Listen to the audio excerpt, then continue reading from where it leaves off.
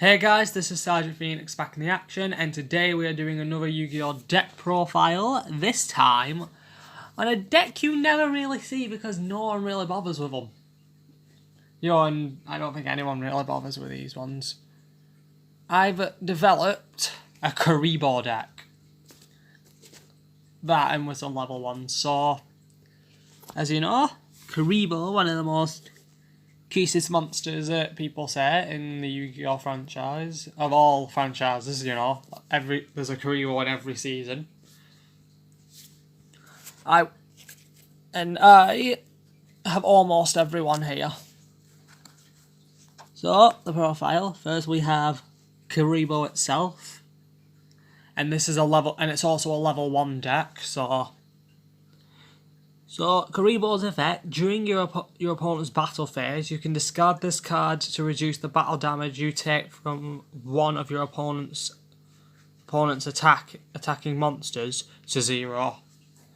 So, let's say my opponent wants to declare a direct attack, I can get rid of it, discard this from my hand, the damage becomes 0. Next we have GX, a wing kuriboh. And this is the original kuriboh. So this is from the GX season, the wing kuriboh. And there's debates to see which one's more cuter. They're pretty much the same. So wing kuriboh's effect, when this card on the field is destroyed and sent to the graveyard, its effect is activated. After activation, during the turn, any battle damage that the controller of this card takes becomes 0. So it's an alright card. There's also an evolution for it, which I've also put into the deck. This is almost a full kuriboh deck, so I decided to have it. Next we have Rainbow Kuriboh. This is from the Zexal season, and I think this is my favourite design, honestly. And this card's effect, you can only activate each effect of Rainbow Kuriboh once per turn. The first one, when an opponent's monster declares an attack, you can target that monster, equip this card from your hand to the target it cannot attack. Yep. When an opponent's monster declares a direct attack, you can special summon this card from your graveyard. If summoned this way, banish this card when it leaves the field. So it's an alright one. It is an alright one. Kuriboh decks. Kuribohs are sometimes a good save, but it's what you do with the deck that makes it count. Next we have Relink Kuriboh. I've not seen this in the Vrain season, though it should really go in the Vrain season. It would be great. And this card's effect: if this card is tributed, draw 1 card. If a monster you control would be destroyed by battle, you can banish this card from your graveyard instead. I have 2 of them. Next we have Clear Kuriboh from the Dark Side of Dimension season.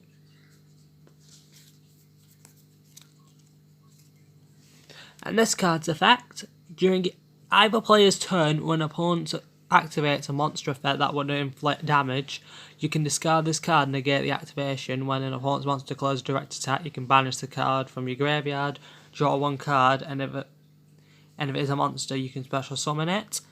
Then change the attack target to it once per. You can only activate this effect once per turn. And that's from the Dark Side of Dimension season. Not a lot of.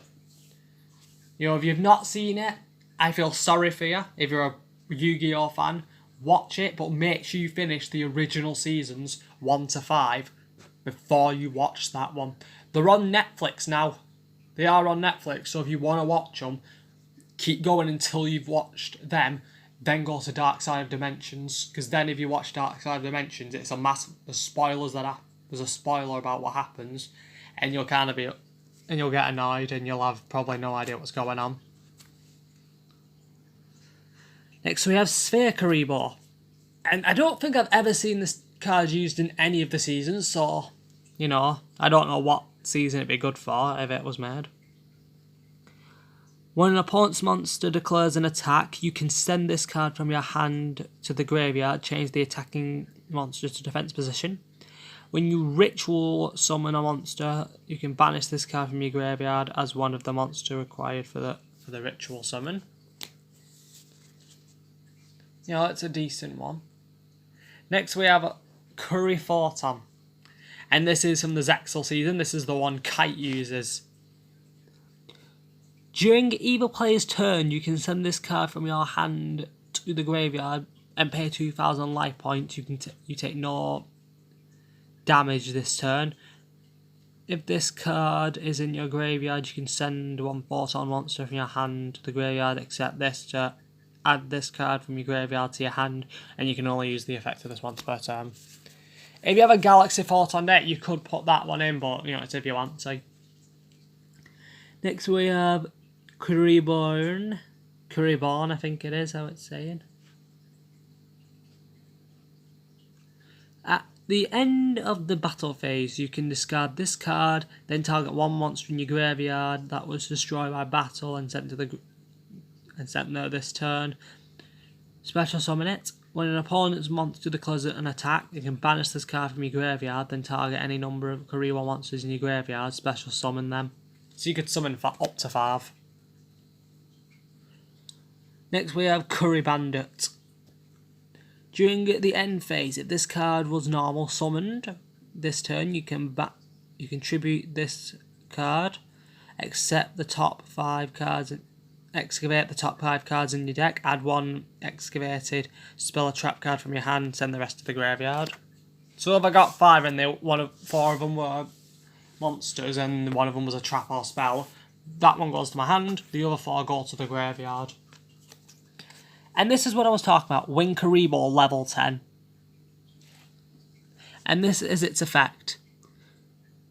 This card cannot be normal summoned or set. This card cannot be special summoned except with the effect of Transcendent Wings. By attributing this face-up card,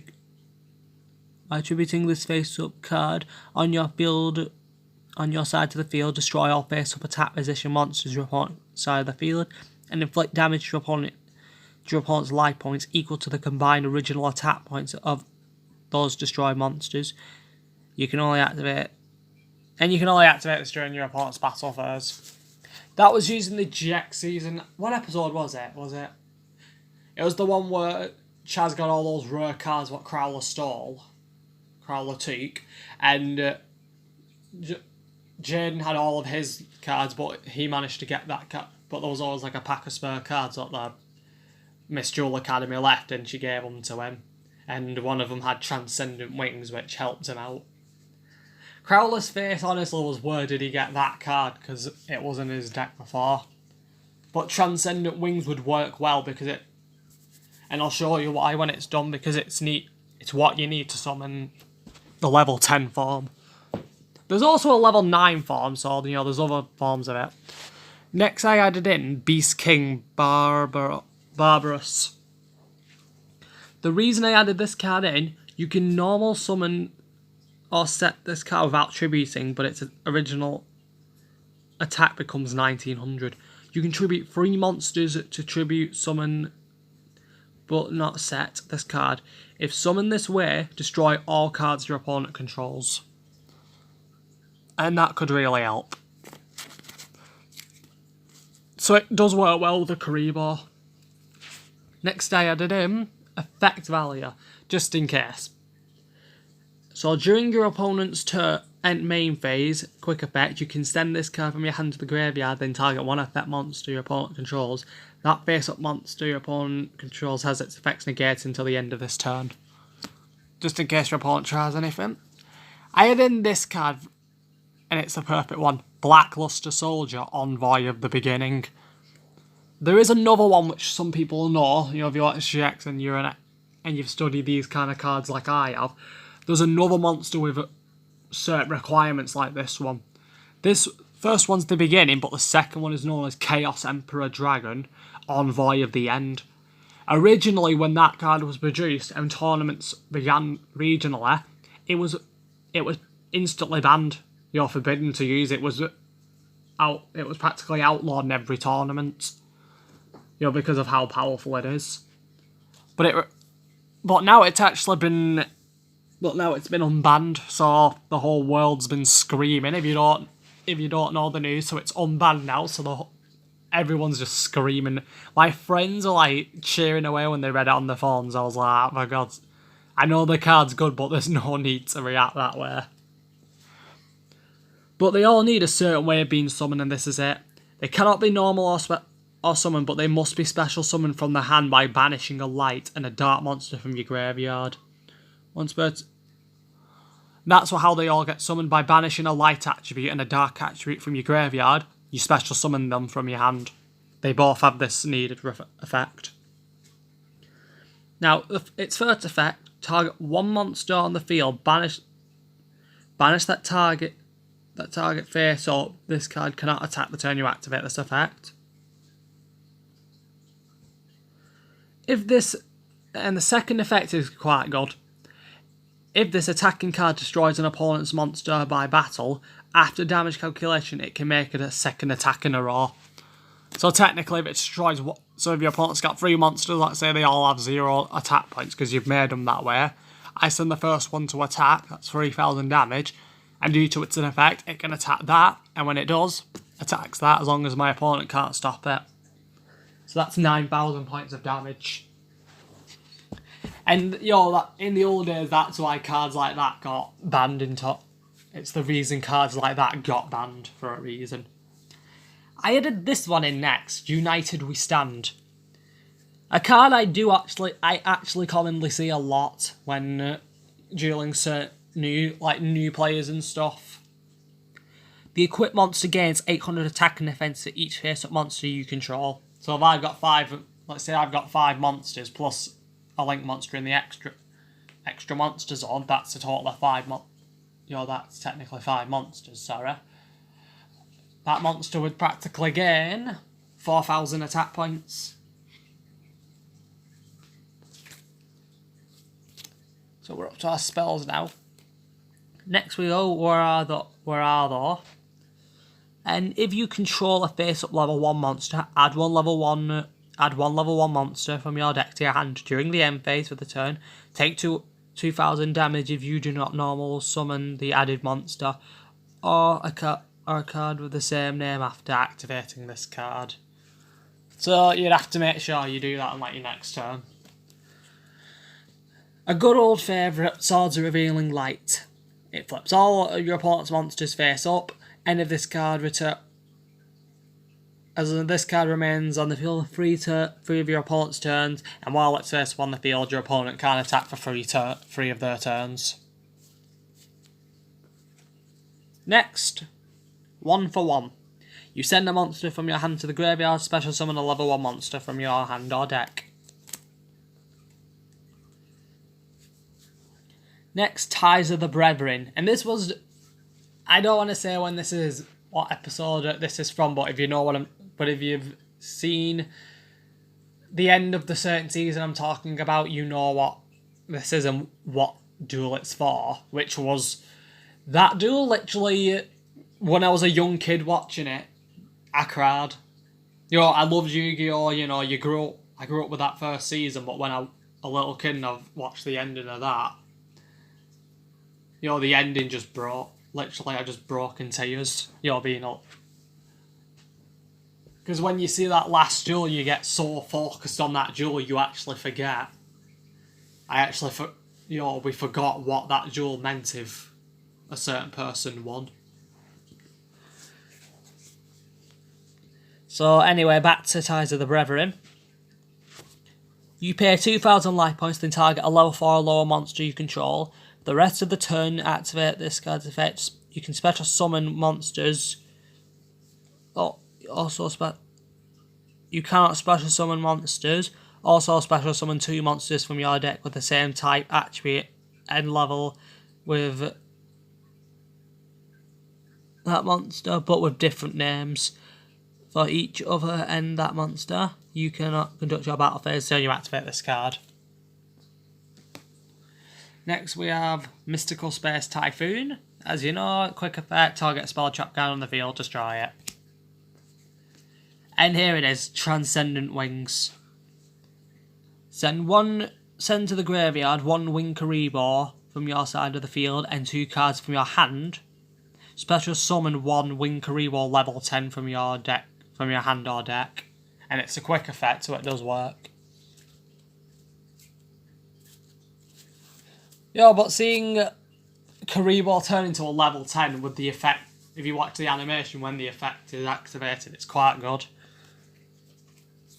You and Crowler, I felt sorry for Crowler. He gave Chaz all the rare cards that let him summon X. What is it? I'm trying to remember what it was. But it was with all the XYZ Dragon Cannon and ZW. XYZ. VW. I think it's WV or VW. One, but he combined all of them to perform the most powerful monster I've ever seen. Yeah, but it still wasn't enough. Next we have Wabaku, so we're on traps now. Make all battle damage inflicted by monsters your opponent's side of the field 0 during this turn. So attacks, effects, they all become 0. Mirror Force, an old classic. When an opponent's monster declares an attack, destroy all your opponent's attack position monsters. Something Revolver uses, or Varys as some people want to say. Sorry. Next we have Compulsory Evacuation Device. Target 1 monster on the field, return that target to the hand. You could use that on the kuribohs in case you need one back in your hand. You can stop, like say the original one, you can stop the damage. Next we have Bottomless Trap Hole. When an opponent summons a monster or monsters with 1500 or more attack, destroy that monster or monsters with 1500 or more attack, and if you do, banish it. Next we have Solemn Judgment. When a monster would be summoned or a spell or trap card is activated, pay half your life points to negate the summon or activation, and if you do, destroy that card. Next, sorry, dry throat.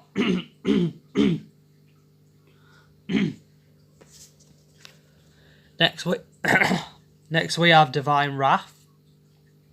Discard 1 card from your hand, negate the activation and the effect of an effect monster and destroy the monster. So you discard a card from your hand, negate the activation and the effect of an opponent's monster and destroy them. Next we have Fiendish Chain. Activate this card by targeting 1 effect monster on the field. Negate the effects of that face-up monster while this card is on the field. Also, that face-up monster cannot attack when this card is destroyed. Destroy this card. So this equips onto it and this is almost like an equip, but it stops it from using its effects and stops it from attacking or changing battle position. Next we have a Torrential Tribute. When a monster or monsters is summoned, destroy all monsters on the field. That includes your own, but you can build but if you, let's say you have a Light and Dark, and then you can summon Blackluster Soldier so easily.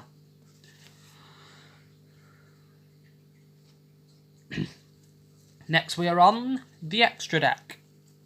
First we have Link Kuriboh. It wouldn't be a kuriboh deck unless you've got the Link. And this needs a level 1, and as you see it points down. When an opponent's monster declares an attack, you can tribute this card, change that monster's attack to 0 until the end of this turn. If this card is in your graveyard, quick effect, you can tribute 1 level 1 monster, special summon this card, and you can only activate this effect of this card once per turn. Next I added in a variety of level 1 XZs. First one being Gold Rat. This needs 3 level 1 monsters. Once per turn you can detach 1 XZ from this card, draw 1 card, then shuffle 1 card from your hand into the deck. Next one, number 63. Next we have Shimoji Soldier. I don't know how to pronounce it. And this needs 2 level 1s.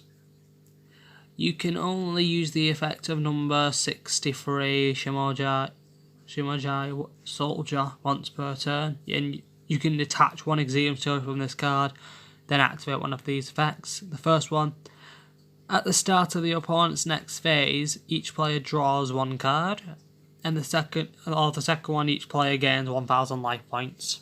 It has 2,000 defense, so. Next, this one works properly. Number 83, Galaxy Queen. And this needs 3 level 1s. Once per turn, you can detach one Yugioh material from this card until your opponent's next end phase. The monsters you currently control cannot be destroyed by battle, and if they attack a defense position monster, inflict piercing battle damage to your opponent. So it's an alright one. You could put Gargagar Magician in this deck, but, you know, there wouldn't really be a point. Next we have Baby Taragon. 3 level 1 monsters. During your main phase, 1, you can detach one Yugioh material from this card, then target one level 1 monster you control. It can attack your opponent directly. Next we have Slacker Magician. This needs 2 level 1s. Once per turn, if this card cannot be destroyed by battle, during either player's turn, when a card or effect is activated that targets this face-up card, you can detach one Yugioh from this card, negate the activation if you do destroy that monster. It has 2100, so, you know, it's a decent defense. So that is it. That is a kuriboh deck for you. It's not really powerful, but it's still quite effective against certain opponents. But like I said, I went up against someone who used nothing but traps, which was very unsporty. Luckily though, there was one thing he didn't have, and that was a way to stop ancient gears. Because that's what I used against him.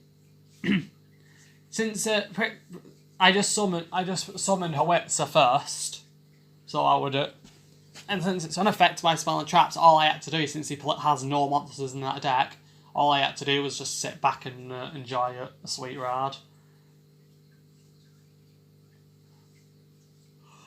That's pretty much all you have to do against a certain trap deck, and he had no way of stopping it. He didn't play any trap monsters or anything in it, which was stupid. You know, because I beat him in 8 turns. If I had a Link on the field, I could have summoned 2 of them. With the Link one that I used, I could have summoned 2. I could have had another Howitzer, and then I would have beaten him in 4 turns, but I wasn't able to. So, what can you do?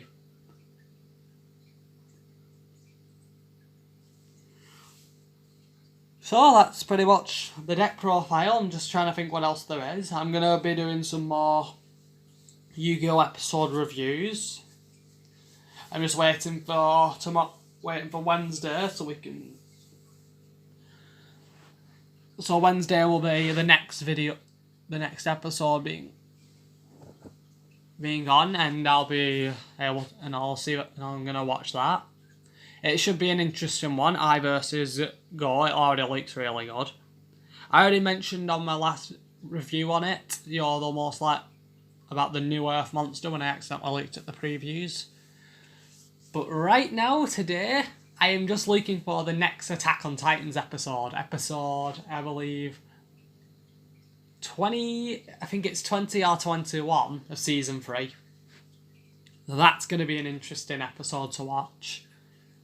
Because the last one explains how the Titans we saw in Season 1 came to existence, and the Smiling Titan, which was terrifying, of who it really is. Because we learn about how Titans were pretty much created for 100 years ago, almost years ago.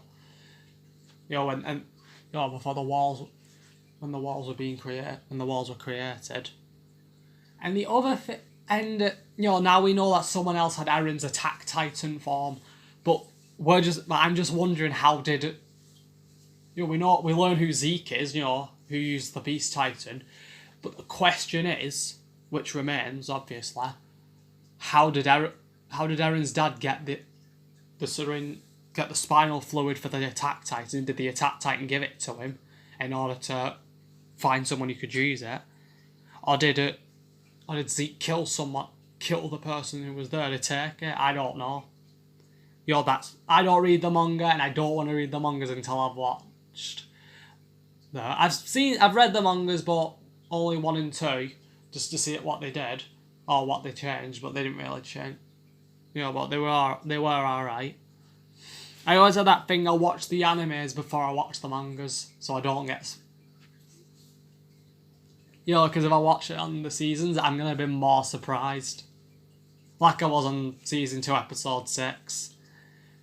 Revealing the identities of certain characters, which was mind-blowing. And the music as well was just perfect. I listened to that version on Nightcore, which is really good. And I'm actually watching Attack on Titan, so I'm doing a little watch of season 1. Some old favourite episodes. I'm watching episode 15 of season 1 when the professor girl does those experiments on those 2 titans that they captured. Which titans are interesting. Although they can massive creatures, and some can be slightly tall, only a few feet tall, like 2 or 3 feet taller than us. They don't require food or water or even oxygen to survive because they don't need to breathe. But they're like zombies because they only have that need and the thirst to eat human flesh. And what we've just discovered, that they can stay alive for years. And I don't know how long a Titan can live, but most likely they could stay alive for decades. My best guess. But there's only one Titan shifter I want to say. The Warhammer Titan. Are we going to see it on the very end? I think Levi should get that one.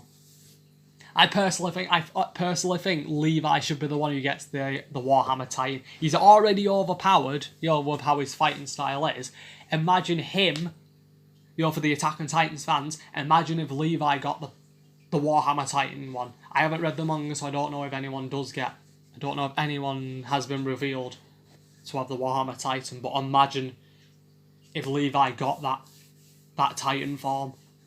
With that and his fighting style, he'd be almost unstoppable. He'd be pretty much beyond unstoppable. But that's just a thought.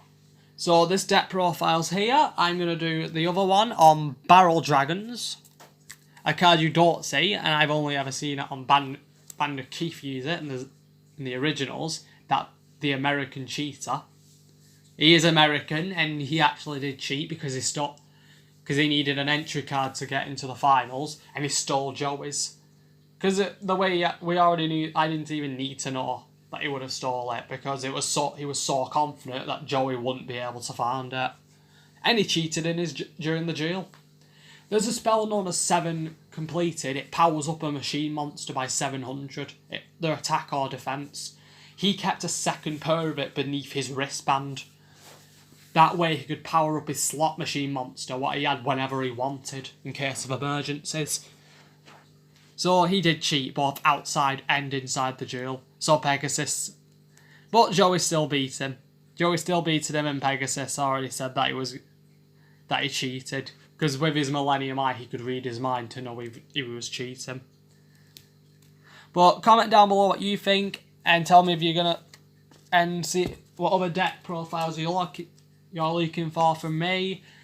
Until then, this is Sergeant Phoenix, over and out.